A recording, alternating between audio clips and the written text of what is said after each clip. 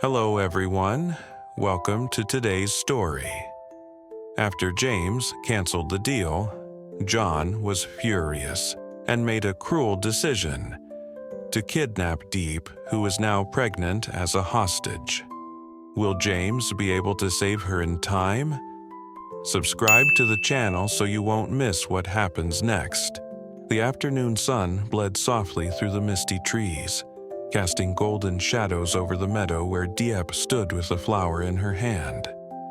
James watched her from behind the camera, his voice low, careful. Step back a little.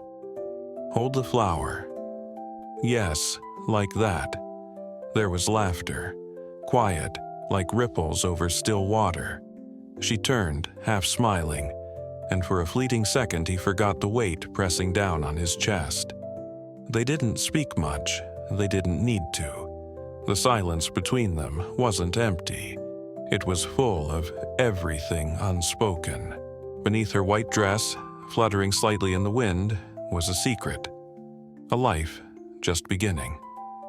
Diep hadn't told him. Not yet. How could she? Every time she opened her mouth, guilt rose like tidewater. James wasn't the father. The real father was a shadow she wished she could erase.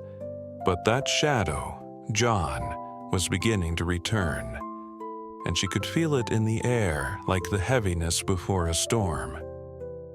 That night, over a rustic meal at a countryside home, James thanked the old man who'd taken care of Diep like his own daughter. His eyes lingered on her as she served soup, moving more gently than before. He noticed. He always noticed. Later, while the others joked about puppies and rice harvests, Diep stood outside alone, one hand over her stomach, whispering something only the baby could hear. She hadn't decided yet, but part of her prayed. If James ever knew, he wouldn't turn away. The first time James heard John's name again, it came like a whisper sewn into the static of rising numbers. Timber prices spiked unnaturally. Contracts collapsed like dominoes. Phone calls unanswered. Deals dissolved without reason. But James had seen patterns like this before, and patterns always had hands behind them. "It's him," Lynn confirmed, voice tight. "John, he's back from Thailand. Brought something ugly with him." John, a ghost from the family's old wounds. His father had once humiliated John's family in a deal gone sour, pushing them into exile. Now John had returned, not just to do business, but to burn every bridge James ever built. James stood by the window, fingers clenching the edge of the desk. The wind outside howled like a warning. "He's not just raising prices," he said. "He's draining us, bleeding us slowly." Meanwhile, in a small rented room miles away, Diep sat in silence, her breath shallow. She had felt it, that unmistakable chill. John's men lurking near the market. One even brushed past her too close, lingering. She knew that scent. Cheap cologne and danger. She pressed a trembling hand to her stomach. The child moved, not much, just a flutter. But it was enough. Enough to remind her why she couldn't let fear decide again. John didn't know about the baby, and James didn't know the baby wasn't his. But both men were drawing closer, weaving threads around her life like traps. Outside, the bamboo leaves hissed with every gust, like old spirits trying to scream warnings too late to save her. The morning was strangely golden, soft light pooling across the front yard, children laughing somewhere beyond the hills, and the smell of wet timber lingering in the breeze. But James felt no peace. A report arrived from Lynn. 3 warehouses had shut down overnight. Workers dismissed. One manager disappeared, and all trails pointed to John. James tapped his fingers slowly on the table, staring at the line of ink where John's name appeared. "He's forcing the industry to its knees," he murmured, one workshop at a time. Later that day, he met Diep again, briefly. She looked paler, her smile thinner, trembling at the edges. She handed him a small bottle of herbal oil, said it was for sleep. He didn't ask if she was sleeping well herself. The way she avoided his eyes said enough. That night, Diep stood by the well, alone under the moonlight. Her hand again drifted to her belly. She whispered something into the dark, not a prayer, but a warning. To the child, or maybe to herself. She thought about telling James. She thought about running. But both options felt like jumping off two cliffs in opposite directions. And then, just as she turned to head back, she saw someone watching. A flicker of movement, too quick, too quiet. She froze. Back at the warehouse, James was going over import logs when Lynn called. "John's not just manipulating wood," Lynn said. "We intercepted whispers about a kidnapping plan, and Diep might be the target." James's heart stopped mid-beat. He was already reaching for his coat. The road had always been quiet, winding past rice fields, shaded by tall eucalyptus, its dust familiar beneath Diep's steps. She had walked it 100 times before, basket of herbs swinging gently from her hand, her thoughts adrift between the ache in her back and the flutter of life stirring inside her. But that day, something was different. The breeze carried a silence too deep, as if the birds had forgotten their songs. She slowed her pace. Ahead, a van sat parked half-concealed under a copse of trees. Odd, out of place. Her fingers tightened on the basket's handle. Instinct whispered, "Run." But it was too late. Rough hands, a chemical-soaked cloth. A voice she recognized but couldn't place in the haze. "Tie her, fast." Then, darkness. Back at the timber office, James was reviewing a new shipment report when Lynn burst in, drenched in sweat and urgency. "She's gone, James. No signal. No one's seen her since noon." The words landed like stone. His chest tightened. His voice, when it came, was low, cold. "Who?" "John." We traced the van's route. They took her toward the old lumber trail, the one we abandoned last year. James stood, breath unsteady. Something ancient stirred inside him, not rage, but a deeper storm. The kind that only brews when love is threatened. Meanwhile, Diep woke on a splintered wooden floor, wrists bound, mouth dry. Her abdomen throbbed dully, not from pain, from fear. Fear that something precious could be lost again. She curled instinctively, whispering to the child within. "They think we're weak. They think we'll break, but we won't." Outside, she heard John's voice, calm, triumphant. "She's leverage," he said to someone. "He'll come, he always does, and this time he'll lose everything." In the rain-laced twilight, James's car tore through the back roads, tires kicking up mud and gravel. Every mile closer, the stakes rose. This wasn't just about timber, not even revenge. This was about Diep and the life she hadn't yet told him about. And he'd be damned if he let John take that from him. The warehouse loomed ahead, a skeleton of rust and steel buried in the forest's breath. James stepped out of the car, the rain slicking his coat like grief. Each step forward felt like walking into the past, into something he'd buried long ago but never forgotten. Inside, the shadows shifted. He didn't call her name, he knew better. In games like these, silence was safer than sound. A creak, a breath, and then John's voice, smooth as oil, cut through the air. "James, you came faster than I thought." James followed the voice, past rusted beams and broken crates, until the man emerged, clean, well-dressed, smiling like the devil himself. "Where is she?"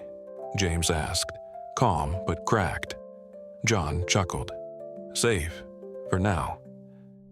Behind them, hidden by crates, Diep strained against the ropes. Her lips were bloodied, but her eyes burned. She could hear every word. Her heartbeat thudded in rhythm with the child's. Time was running out. John stepped closer.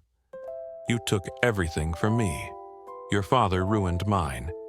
You inherited power. I inherited shame." James didn't flinch. "I inherited ashes." He left nothing but debt and silence. The two men stood still, no weapons raised, but both loaded with history, grief, and something older than hate. Then Diep cried out. It was involuntary, a short, sharp gasp pained the child. James turned, and in that split second John moved, but not with violence, with smugness. "She's yours?" he sneered. James didn't answer. His eyes were locked on Diep. In 3 strides, he reached her, tore the ropes from her wrists, his hands shaking. "Are you okay?" he whispered. She nodded, barely. "The baby." It wasn't a declaration, it wasn't a confession, just truth, and it was enough. James stood slowly, turned to John. "You wanted to ruin me with legacy, but you forgot. It's not power that saves a man, it's love." John's smile faltered. For the first time, he looked uncertain. And James knew this wasn't just about revenge anymore, it was about the future, and he would fight for it.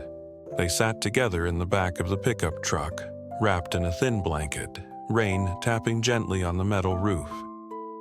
Diep leaned her head against James's shoulder, eyes half closed from exhaustion, pain, and something quieter, relief. He hadn't asked about the child, not yet.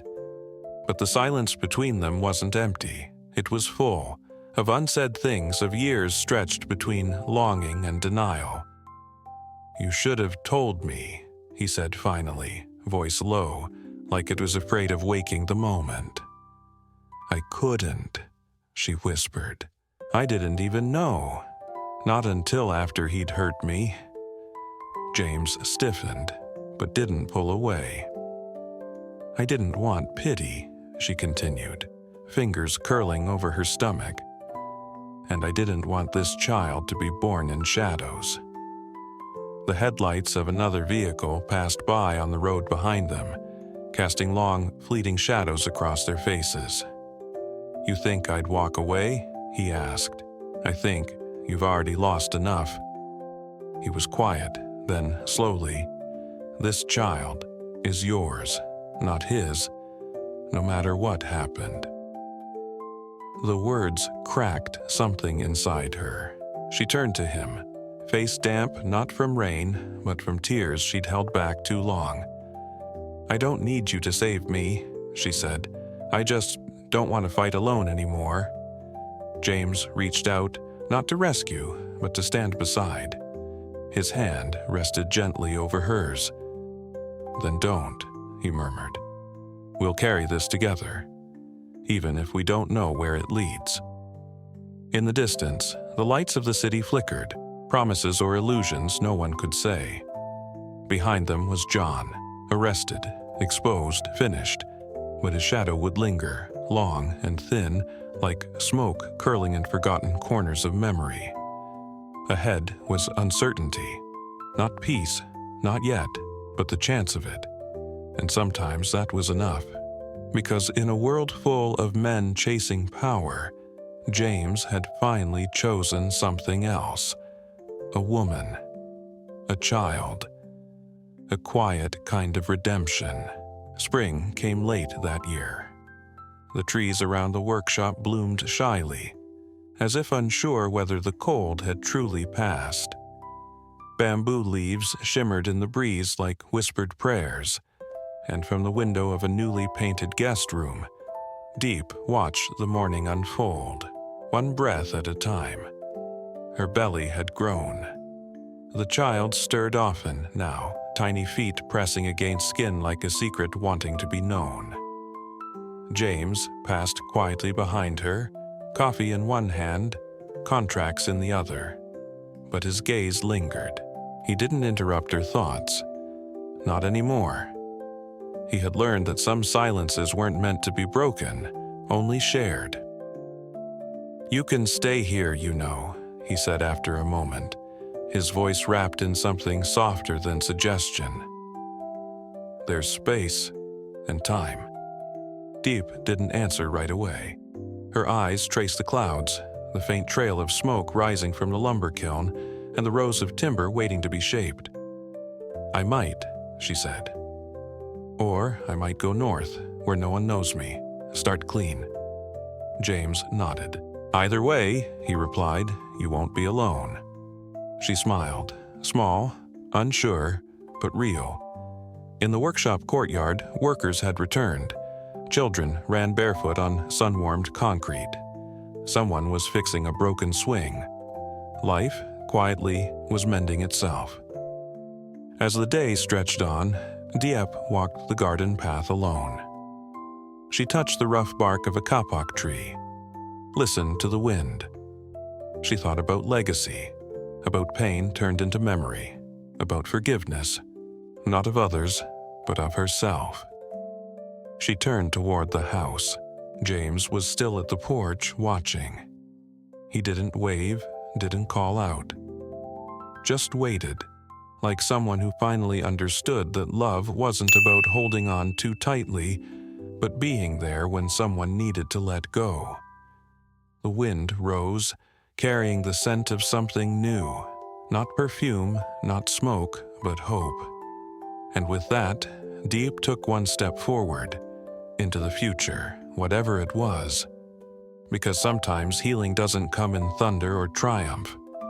Sometimes it arrives quietly, like a new season, and you simply choose to stay. After James canceled the contract with John due to suspicions of illegal timber and drug trafficking, John, filled with rage, kidnapped Diep, who was pregnant with James's child, as an act of revenge.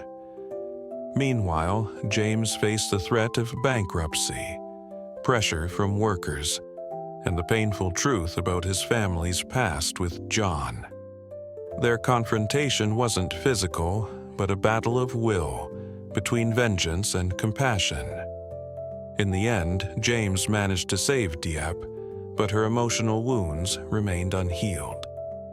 The story closes with a quiet moment of peace, where promises aren't spoken nor futures guaranteed, only a choice to walk forward together, slowly and gently. Like the return of a soft wind after a long storm. Their healing began not with fireworks, but with presence, patience, and the hope of something new.